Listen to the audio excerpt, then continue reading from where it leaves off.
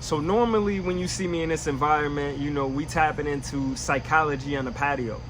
However, although we are on the patio, that's not what we're getting into today. Right now, what I'm gonna do is I'm gonna recap a virtual event that I attended, and I'm just gonna share some of the things that I observed and potentially ways and thought processes that you can take into future events that you attend, right? So first and foremost, you gotta identify who you are and where you stand within your circle, right? Within your community. I understand that I am the leader of my tribe. And me being the leader of my tribe, it's on me to also go out and hunt. I'm a hunter too in my tribe, you know what I'm saying? So I'm gonna go out and fish, yeah, and I'm gonna bring back that food, that mental sustenance so that my community can eat. And that's exactly what I did with this virtual event. Now, I had plans on originally buying the book, but the way that the individual set up his virtual event, it was a no-brainer, right? So let me just give you one of the things that I thought that he did just to begin that was just strategic before the event even started. So what he did was he made the event free, right? It was a book launch, and he's like, yo, come check out my book launch. It's free. However, if you want a VIP ticket, all you gotta do is pre-order the book. You buy the book, I got you. It's like, you good, I got you. Pre-order the book, I got you. It's you VIP, like, that's it. Okay, so that right there in itself was a marketing mechanism, because realistically, most VIP tickets will cost you an arm and a leg, right? They usually are substantially higher than the general admission, right? So if general admission is $100, a VIP ticket will be $500 or $1,000, right? It's gonna be substantially more. He didn't do that. He made the event free and then said, well, if you're gonna come to the event, you might as well buy my book, because the event is about the book. The book is $30. It's a no-brainer. It's a no-brainer. But here's the crazy part. This is the most mind-blowing thing to me about the whole event, the book, how he did it, right? There's a couple of points that I'm gonna get to, but this one was the craziest. So proof of concept is important, especially when you're selling a service. When you're telling somebody that I have a service or I have a system that you can implement within your business, your life, your relationship, whatever it is, and it works, the first thing people want is proof of concept. They want to know, like, how does it work? So what do we normally use? We use reviews, right? That's why you go on Google or you on Amazon, you about to buy something, what's the first thing you look at? You look at them stars, right? Was it 4 stars, 5 stars? You know that if it's in that range, cool. You also want to read the reviews, right? Because the reviews are going to give you some form of expectation on what is to come if you purchase the product or the service. Okay, cool. So what this individual did was, he wrote a book, right? So the book is called The $100 Million Money Models, right? And basically what he's saying is, in this book, he's saying that there are models on how you can scale your business to 100 million, right? Why? Because he has scaled a business or businesses using these models to scale to 100 million, right? So realistically, the proof of concept is the fact that he's done it. But one thing about us is we doubt everything, right? And believe in nothing. So when somebody says, hey, this is how I was able to do it, I follow these steps. If you follow these steps too, there's a good chance that you're gonna see the similar outcome as me. We like to say people got lucky. So this brother, knowing and understanding that people gonna be like, well, you know, that worked for you. That don't mean it's gonna work for me. That don't mean, oh, well, I'm a content creator, or I'm this, I'm that. It worked for you because you in that industry and I'm in this industry. No, so this is what this brother did. The brother already wrote the book. Then what he did was, what his determined idea was, he said, yo, I'm going to do something that I haven't done before to make $100 million by using these principles, and then I'm gonna document it. And that's basically what the event was about. The event was about how the brother went to launch his book. The book was the $100 million. This is the $100 million book. This is what he's saying. He's showing you how to take a book for $29.99 and make $100 million off of it, right? Now, we're not gonna get into details of how much money he put up, yada, yada, yada. I think that's obsolete, because clearly to scale a business to 100 million, we know it's gonna take a certain amount of money. So that was the first thing that I thought was incredible, where he actually used the models in the book to actually scale a business in real time, right? So what he did was, he originally set out with a goal, right? He identified that out of the top 10 individuals who had, you know, the best selling, I think his debuts, like first 24-hour sales, right? First day sales, 9 out of 10 of them were politicians. And he felt like that wasn't fair based upon the fact that politicians are made, right, using taxpayers' dollars.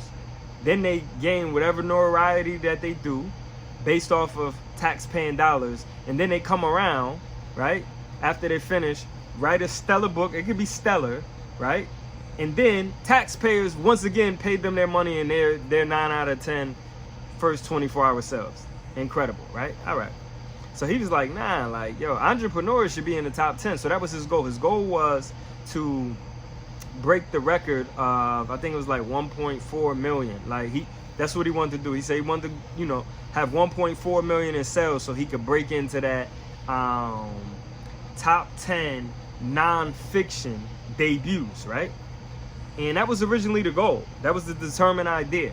But in the midst of it, he utilized the principles of the book to launch, right, a 24-hour debut and beat that record, break the record. Then on top, 1.4 was the original record. So what he did was he brought the people from the Guinness World Record. He's like, listen, I'm about to break this record in real time. I'm about to break it, not in 24 hours. I plan to break it as I'm doing this virtual event. So like, this is like a record, because not only am I breaking it, I'm breaking it within a certain amount of time, right? So that means that the person who comes behind me, right, they can hold the 24-hour, you know, the debut. They can have the most sales in a debut, but I'm gonna have the most sales in the first 5 hours or 6 hours, whatever the time frame is that he planned on breaking it, right? So I thought that was incredible. Like, okay, all right, like just to do 1.4 is dope, but like you trying to do 1.4 in a time frame greater than that of 24 hours, okay, that's dope. So in the midst of it, right, and let's just do the math real quick so you can understand what I'm talking about.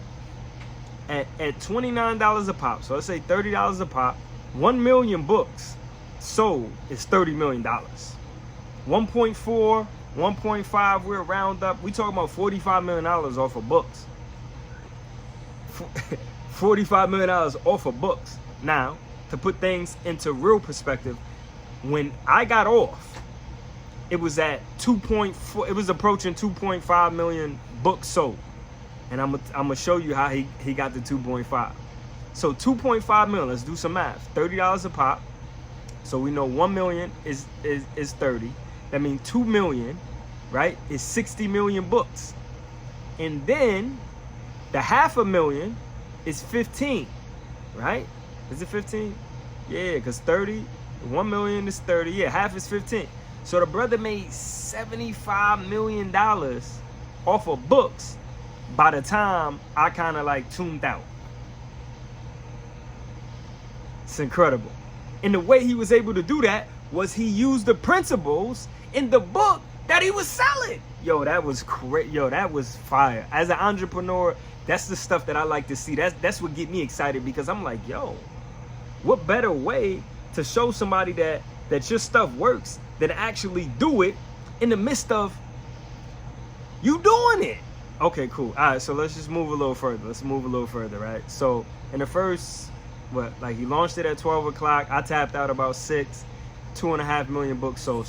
So here's how he really kicked it off. Now, this individual does conferences, I believe, like once a year, and he got like a $35,000 ticket. Like he got, you know, a seminar is $35,000 a ticket. So what the brother basically did was he packaged that. So first he said, you get the free ticket to get in. That was the bait. That was the hook. Okay, cool. Then, well, hold on. The free ticket came with a bunch of free stuff. He said he was gonna give you something that was better than an NFT, and not a Bitcoin, but better than an NFT. That's what he was saying. He was saying like you was gonna fall somewhere in the middle of that. He didn't lie. So basically, he didn't give you the physical copy of the book, but he gave you the virtual copy. He got some other programs that he sells, like digital. He gave it to you. So that was like the stuff he gave away free. he wasn't lying. Like, so if you didn't buy the book, if you just came in on a free joint, you good. Like, he blessed you. You got some good stuff for free, like really good stuff. Now, if you want it, you could upgrade it and got the physical book, right? That was the $29. That's why I kind of fell in cool, because I like the brother's other book that I read. I like the brother's books. Okay, cool. So then he said, well, listen, normally I do X, Y, and Z. I got this, you know, my seminar, blah, blah, blah, boom, boom, boom. This is what I'm going to do. I'm going to give you that. And only thing I'm going to ask you to do is donate 200 books. You donate 200 books. I think it was like $6 grand.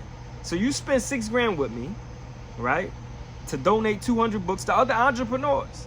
I just want, there's 32 million entrepreneurs in the United States of America, and I want you to help me help each of these individuals get this book in their hand, because it is necessary for them to manifest that $1 million goal, that $100 million goal that they have. Okay, cool. All right. So then he proceeded to break down how you can use this donation as a tax write-off. Not only did he say you could use it as a tax write-off, he also explained how you could use it to sell some of your offers. Welcome bonus, right? An onboarding bonus, right? It's a bonus. You could give it away yourself. It's still a tax write-off. Cool. So that was for 200 extra copies. Then he said for my big ballers, you know, my individuals who really are looking to scale, who really, you know, you guys been following me, you know what I offer. Okay, listen. If you buy 800, so first you got to donate the 200. After you donate the 200, I think it was like for another $3 grand or something. I don't even, actually, let's just dub the price. I don't even know what the price was. I thought I heard him say extra $3 grand, but I kind of had tapped out because I had got all of the sustenance that I needed. I just wanted to see him finish it because I thought that was incredible to start at 12 and to go all the way to 6 o'clock. Like, that's crazy. But anyways, so what took place was, he said if you donated another 800, he had like another tier where basically you would get access to him. I think it was like 6 hours access to him directly, which I'm telling you is worth a pretty penny. Like, just that alone is a pretty penny. Like, I yearn to be in a position very soon, or I'm gonna say very soon. Ain't no one day, because one day is very soon, right? To be in a position where I can, you know, where I can benefit from having 6 hours worth of time with an individual like that. You know what I'm saying? Like, to have $1 million business and be able to sit down and a brother break down your business and instantly you leave and he give you the game plan of how you can make $20 million, right? Now, clearly, in a business like mine where I'm only making a couple thousand a year, you know, I haven't yet scaled it to that supreme level, haven't really got things implemented that I'm striving to. Cool, I ain't there yet, and I understand that. This is why I got the book. You know what I'm saying? This is why those modules, I'm going, yeah. This is why that school software that you get for free for 90 days, this is why I'm getting on that tomorrow, right? Because my goal is to one day scale to that point to then be at a level where I can scale even higher. But anyways, so I thought that was dope. That was just dope how the brother used other stuff. He used other, like, because as an entrepreneur, you got to utilize your resources. You got to utilize other stuff that you done already sold, made money off of, and this no longer becomes your moneymaker. This becomes your now kicking the door, waving a 4-4 offer, right? This is how you get people in the door. Yeah, I'm going to get you in the door with the headliner. This is what concerts do. The headliner is usually what? Somebody local. I mean, part of stuff, not the headliner. The opening act. The headliner is the grand, you know, is the big dog. But the opening act is usually somebody local. Why? Because if I'm an individual who doesn't really go to concerts, right? But maybe my friend or my cousin's friend who is an artist is opening up, I now have an incentive to go based upon them. I wasn't going for the headline. I wasn't going for that $250 ticket. I wasn't going for that. I'm going now to support this person, and as a bonus, I get that. This is why they usually have an R&B singer, right? They usually have, or a rapper, like, depending on what you usually have more than one person performing, unless you know you're a big, even when you're a big dog, you got more than one person, right? So anyways, I say that to say that he got you to come in for free, which is something that he was explaining that's in the book. Then he gets you to buy something that don't really cost that much, which was the $30. Then he has another offer that is substantially higher, but also provides a lot more value, and you explain how it provides more value. Then you have another offer that is substantially higher than that offer that seems to provide even more value than that. Because I'm not even gonna lie to you. If I was in a position, business-wise, I definitely would have bought those 800 books. I would have donated 800 books. And like I said, the 800 books, you could give them away on your own. Or you could take the 800, and if you don't, give them away in a year, they're gonna give them away after 365 days, which is dope. So for me, the way I sized it up, I was like, yo, I like the way the brother did that. I plan one day to do something similar to that, to where like in real time, I don't need, maybe not the Guinness World Record, all of that. Like, all right, that's cool. He really flexed on that. The brother said he shot 2,000 different videos or 2,000 different ads. Stink face. That's nasty. That shows you the master. And mind you, this brother got over $200 million. Like, this not like your regular Joe that's grinding. This brother's already self-made. He's made. He's done. Him and his wife, they're good. They're now giving back in the form of entrepreneurs. Most people give back to poor people or sick people. No, they're giving back to entrepreneurs. This is what their goal is. They want to give back to other people like that are striving to come up. Nonetheless, 100 millionaire, brother got over $100 million, spent 6 hours on a virtual event that he gave away for free. I like what he did, man. I'm one day at one of my seminars, one of my masterminds, I'm gonna do what he did, and in real time, I'm gonna show you how whatever it is, the proof of concept that I got that I'm selling. Yeah, maybe my books. He got 100 million. Maybe that means now I gotta write a book that has a proof of concept of how you could take something from A and bring it to Z and then make a lot of, moolah in between, man. But anyways, I just wanted to share that with you. I thought it was really incredible how the brother, broke down the event. I'm really impressed, man. And this is why you gotta continuously consume everything that you striving to be. Every millionaire, you gotta keep listening. Every day you wake up, motivation. You gotta keep at it, because the more you get, your brain has the ability to take it all in and then become it. That's what I'm striving to become. This is why I'm reading. This is why I'm doing all of this, because I'm striving to become 100 millionaire, something crazy, something buku. Because I'm the leader of my tribe. I am at the forefront of my community. So if I could do 100 million, they're gonna believe that they could do 1 million. They're gonna believe that they could do 10 million, 20 million, 50 million. How do I know this? I'm gonna give you one example and I'm gonna leave. I'm part of a community, and in this community, the brother that I follow has done a $1 million trade, right? So in my mind, I'm like, well, dang. He put up 460,000 and turned it into like 1.5. Okay, I don't got 460,000, right? But I'm saying to myself, like, I could potentially put up 46,000 to make 146,000, right? And even if I don't got 46,000, I'm like, I could get 4,600.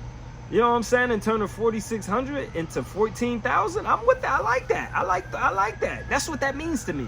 So when this brother, the same brother that did the $1 million trade that now got me thinking I could do a $100,000 trade or I could do a $10,000 trade, right? This same brother has come back last month. He said, yo, I got off vacation after my birthday, and while I was on vacation, I told my girl, I said, yo, I'm going for $1 billion.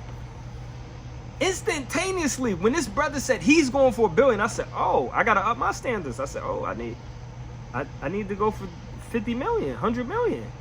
I need to go for 100. If he's going for $1 billion, I gotta go for 100 million, because realistically, he's showing me in real time how to go from point A to point B, from point B to point, and then how to get to $1 billion.